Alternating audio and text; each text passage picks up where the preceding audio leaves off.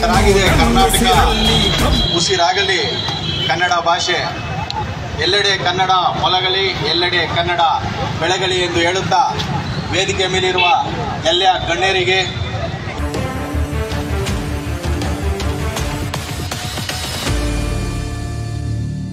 ನಮಸ್ಕಾರ ವೀಕ್ಷಕರೇ.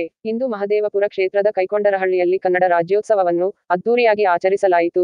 ಶ್ರೀ ಚನ್ನಕೇಶವ ಆಟೋ ಸಂಘದವರು ಕಾರ್ಯಕ್ರಮವನ್ನು ಏರ್ಪಡಿಸಿದ್ದರು. ಮುಖ್ಯ ಅತಿಥಿಯಾಗಿ ಮಹದೇವಪುರ ಕ್ಷೇತ್ರದ ಎಸ್ಸಿ ಮೋರ್ಚಾದ ಅಧ್ಯಕ್ಷರಾದ ಶ್ರೀ ಎ. ರಮೇಶ್ ಅವರನ್ನು ಆಹ್ವಾನಿಸಿದರು ಮತ್ತು ಗೌರವ ಅತಿಥಿಗಳಾಗಿ ಬೆಳ್ಳಂದೂರು ಸಬ್ ಇನ್ಸ್ಪೆಕ್ಟರ್ ಹಾಗೂ ಕೈಕೊಂಡರಹಳ್ಳಿ ಮುಖಂಡರು ಉಪಸ್ಥಿತರಿದ್ದರು ಮತ್ತು ಎಲ್ಲ ನಾಯಕರನ್ನು ಸನ್ಮಾನಿಸಿದರು. ಕೈಕೊಂಡರಹಳ್ಳಿ ಗ್ರಾಮಸ್ಥರಿಗೆ ಮತ್ತು ಚನ್ನಕೇಶವ ಆಟೋ ನಿಲ್ದಾಣದವರಿಗೆ ಕರ್ನಾಟಕ ರಾಜ್ಯೋತ್ಸವದ ಶುಭಾಶಯಗಳನ್ನು ಕೋರುತ್ತಾ, ದಕ್ಷಿಣ ಭಾರತದಲ್ಲಿ 1956ರಲ್ಲಿ ಕನ್ನಡ ಮಾತನಾಡುವ ಎಲ್ಲ ಪ್ರಾಂತಗಳನ್ನು ಒಂದು ಮಾಡಿ ಮೈಸೂರು ರಾಜ್ಯ ಎಂದು ಸ್ಥಾಪನೆ ಆಗುತ್ತದೆ. ಇದಕ್ಕೆ ಬಹಳ ಮುಖ್ಯವಾಗಿ ಆಲೂರು ವೆಂಕಟರಾಯರ ಕೊಡುಗೆ ಬಹಳ ಮುಖ್ಯವಾದದ್ದು.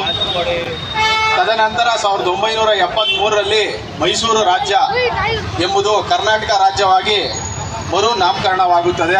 ಕೈಕೊಂಡರಹಳ್ಳಿ ಗ್ರಾಮಸ್ಥರಿಗೆ ಮತ್ತು ಚನ್ನಕೇಶವ ಆಟೋ ನಿಲ್ದಾಣದವರಿಗೆ ಕರ್ನಾಟಕ ರಾಜ್ಯೋತ್ಸವದ ಶುಭಾಶಯಗಳನ್ನು